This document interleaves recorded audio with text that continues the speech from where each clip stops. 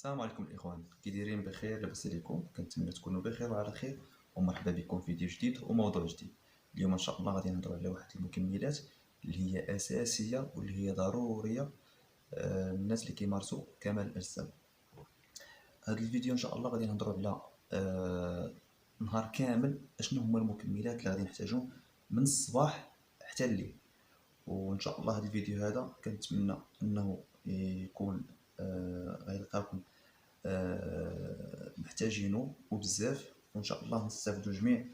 وما تنساوش تابوناو ديروا لايك وتبارطاجيو الفيديو باش كلشي يستافد. ان شاء الله غادي نكملوا الموضوع ديالنا بعد هذا الفاصل.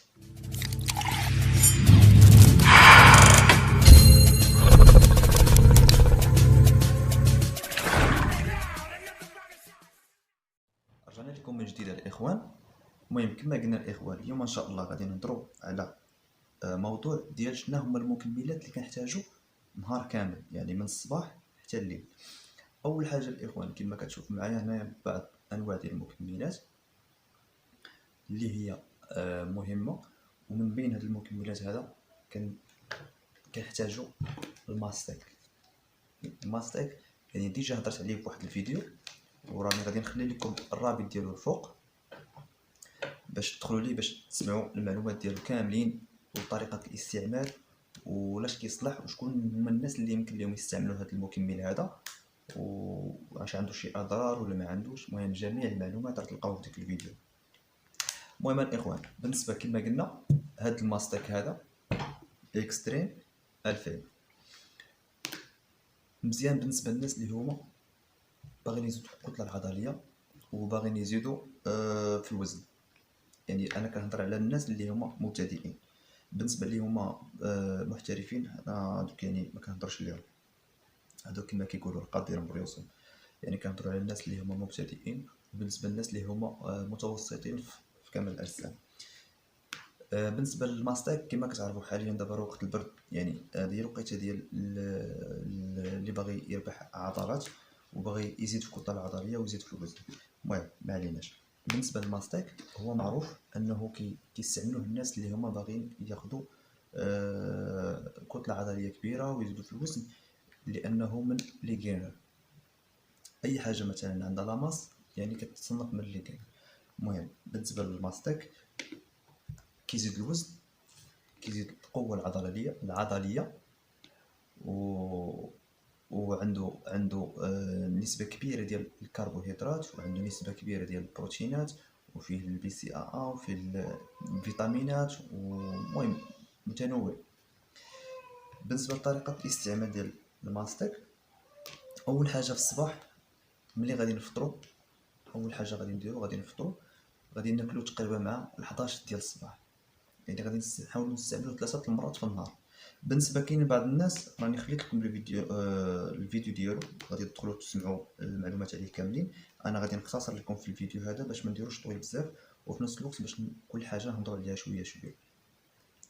بالنسبه للفيديو ديالو غادي تلقاوه في في صندوق الوصف. غادي نخلي لكم الفيديوهات تما، كل برودوي غادي نخلي لكم الفيديو ديالو باش تسمعوا كل حاجه بوحدها.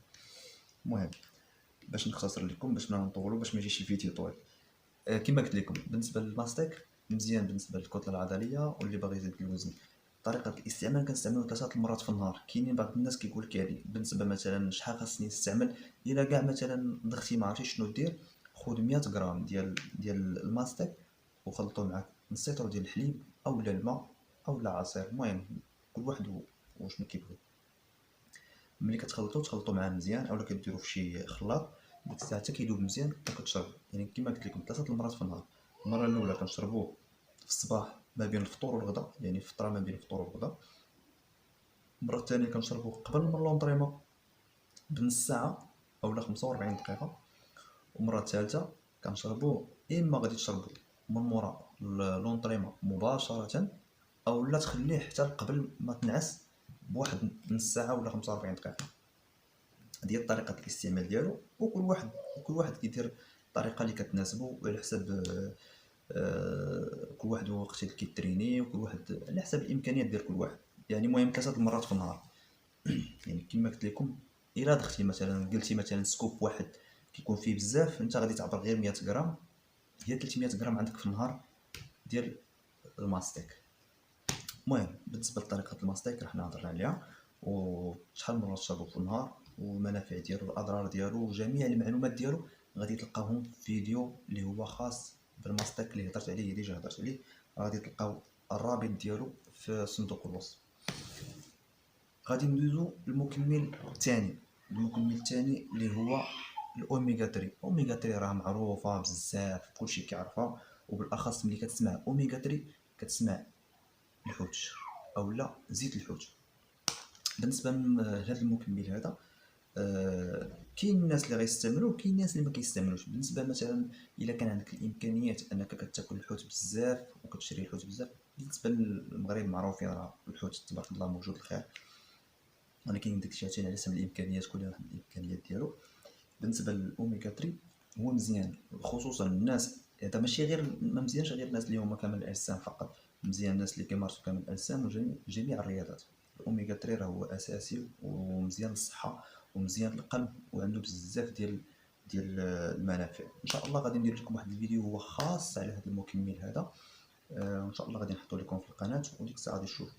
بون المهم بالنسبه للاوميغا 3 يعني كما قلنا هضرنا على الماستيك، غادي نهضروا على الاوميغا 3. الاوميغا 3 المنافع ديالو كثيره بزاف، مزيان للناس اللي كيمارسوا الرياضه وحتى اللي ما كيمارسوش، وبالنسبه حتى للنساء الحوامل حتى هما راه مزيان ليهم الاوميغا 3 بزاف. كما قلنا الاوميغا 3 كيكون اغلبيه في الحوت، وبالاخص كيكون في ديك المهم جميع الانواع ديال الحوت المصنفه ديال الحوت، لكن بنسبه كبيره كتكون في السلمون اللي هو معروف ولكن غالي بزاف، ولكن كاين السردين كنعوضو بالسردين.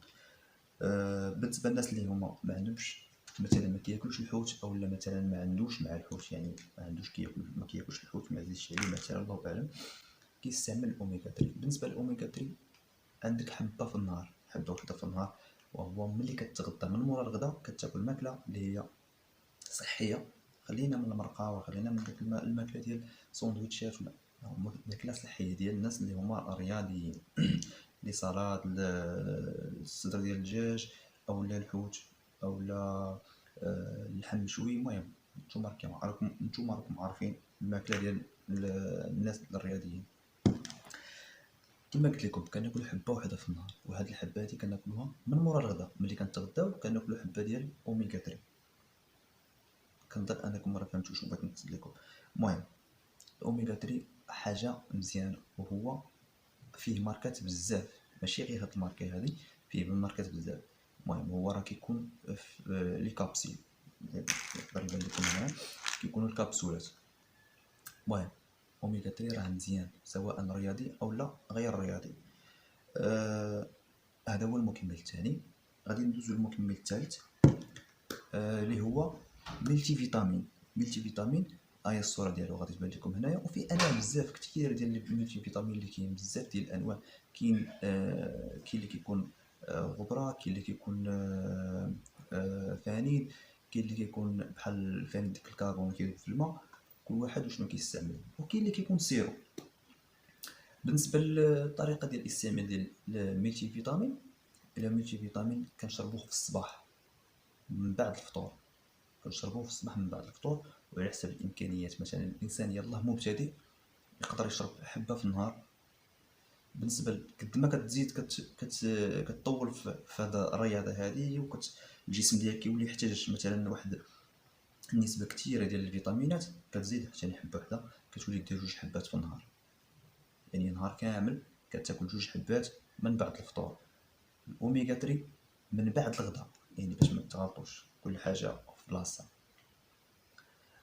بالنسبه للملتي فيتامين كاين واحد الفيديو راني درتو على هذا المكمل هذا ديال الملتي فيتامين، وهضرت لكم عليه طريقه الاستعمال واش كيصلح والاضرار ديالو وجميع المعلومات، وغادي تلقاو الرابط ديالو الفوق، تلقاو هنا الفوق، وغادي تدخلوا ليه وغادي تشوفوا طريقه الاستعمال ديالو ولاش كيصلح. وغادي نخلي لكم فيديو في صندوق الوصف ديال هاد المكملات كاملين اللي غنهضروا عليهم اليوم، باش كل حاجه تدخلوا ليها بوحدها وتستافدوا منها كل حاجه بوحدها. كاين الناس اللي كيستعملوا غير جينر بوحدو ما كيدخلش مع حوايج اخرين، اولا كاين اللي كيستعمل مثلا غير الكرياتين والجينر اولا مع الواي اولا شي حاجه اخرى، ما كيدخلش حوايج اخرين. المهم بالنسبه للمكمل الثالث اللي هو البي سي ا. يعني البي سي ا معروف، يعني اغلبيه الناس دابا الا لاحظتوا ان اغلبيه الناس دابا كيستعملوا البي سي ا. الفوائد ديالو معروفين ولاش كيصلح راه معروف، يعني لا داعي اننا نبقاو نشرحوا كل مره لهذا المكمل اش كيصلح. وكما كتعرفوا البي سي ا راه ما كاينش شي واحد اللي ما كيعرفوش حاليا، سواء لا مبتدئ ولا يلاه غادي يبدا في لونطريمون. اول ما كيبدا في لونطريمون الانسان كيسول على البي سي ا علاش كيصلح وشنو هما الفوائد ديالو. البي سي ا راه احماض امينيه، هو معروف بزاف، راني درت عليه واحد الفيديو وهضرت عليه الطريقه ديال الاستعمال ديالو ولاش كيصلح وشنو هما الفوائد ديالو والاضرار ديالو. كما العاده كما قلت لكم راه الفيديوهات كلهم غادي نخليهم لكم، نخليه لكم في صندوق الوصف باش كلشي تفهموا كلشي تعرفوا. انا هذا الفيديو درتو خصيصا باش نقول لكم شنو هما الحوايج اللي هما اساسيه اللي هما ضروري تستعملهم. بالنسبه لواحد المكمل اخر ما قلتوش اللي هو الكرياتين. بالنسبه للكرياتين حتى هو مزيان وبزاف، يعني حتى بالنسبه للناس اللي باغيين يزيدوا في الكتله العضليه والضخامه العضليه. هي واحد القضيه بالنسبه للكرياتين، يعني هو كيحتاج واحد النسبه ديال الماء بزاف في النهار. اللي كيستعمل الكرياتين خاصو يبقى يشرب الماء بزاف، يعني واحد النسبه يعني اكثر من العاده، مثلا واحد 5 لتر مثلا في النهار ولا اكثر كاع. الا لقيتي قد ما شربتي الماء مزيان قد ما كتستافد مزيان، وفي نفس الوقت كتحافظ على الصحه ديالك، وفي نفس الوقت باش ما يضركش وما يضرش الكلاوي ديالك.